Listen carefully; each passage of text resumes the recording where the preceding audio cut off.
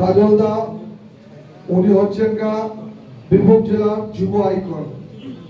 কারণটা কি, সেই রাজগ্রাম, মোরারই, নলহাটি, হাসান, রাজনগর, খড়েশ্বর, দুর্গাপুর, নানুর থেকে শুরু করে সলাপপুর, পত্ত, দাসগ্রাম, মঙ্গলগড়, কেতুগ্রাম তিনি দাপিয়ে বেড়াচ্ছেন।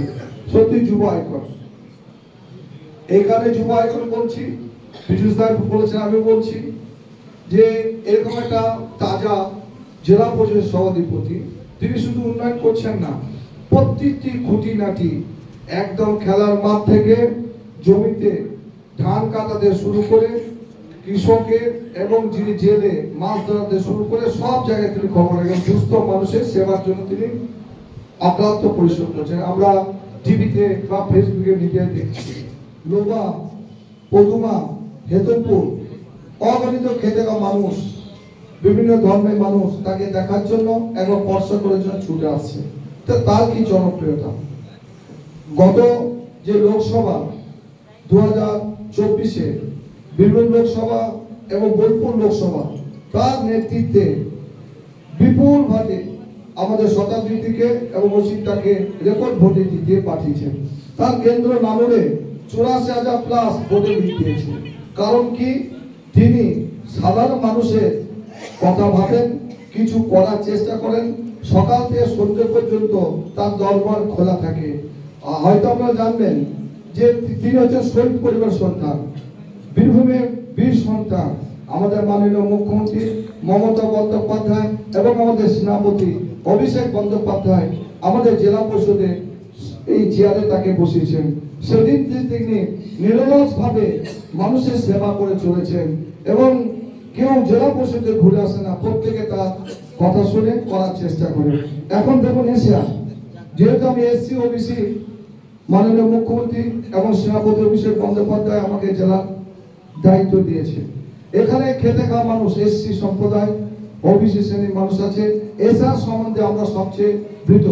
আমরা মমতা বন্দ্যোপাধ্যায়, অভিষেক বন্দ্যোপাধ্যায় এসআর আমরা মানছি না। কারণটা কি, আমরা যারা এখানে শিডিউল কাস্ট মানুষ আছি, হারি সম্প্রদায়, বাগদি সম্প্রদায়, বাউরি সম্প্রদায়, মুচি সম্প্রদায়, দোল সম্প্রদায়, আমরা সত্যি নিরক্ষর।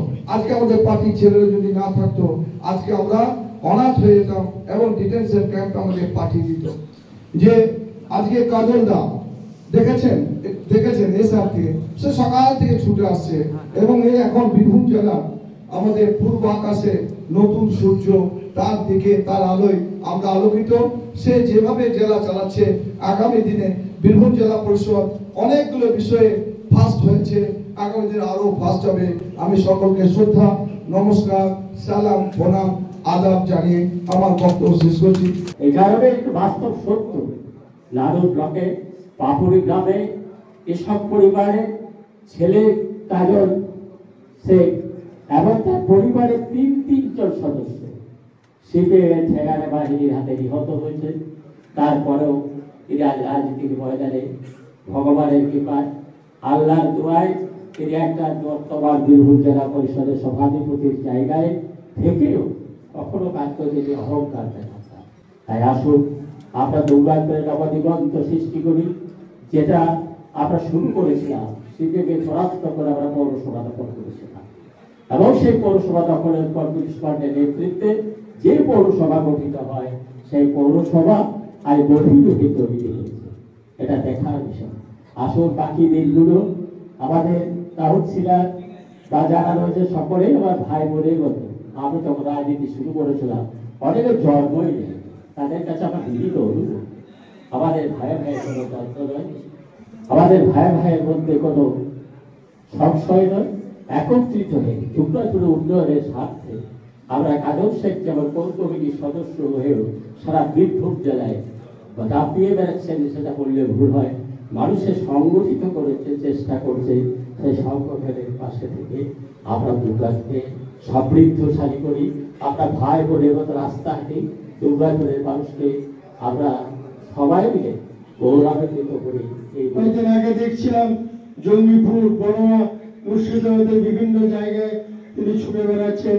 তাকে জনপ্রিয়তা, তার কাজের জন্য মানুষ ডাকছে। রয়েছে হাউসগ্রাম, মঙ্গলকোট, কেতুগ্রাম, বিভিন্ন সময়ে প্রোগ্রাম আমরা ফেসবুকে দেখতে পাচ্ছি সে আমাদের সকলের প্রিয় নেতা আমাদের কাজল শেখ আমাদের মাঝে উপস্থিত হয়েছে।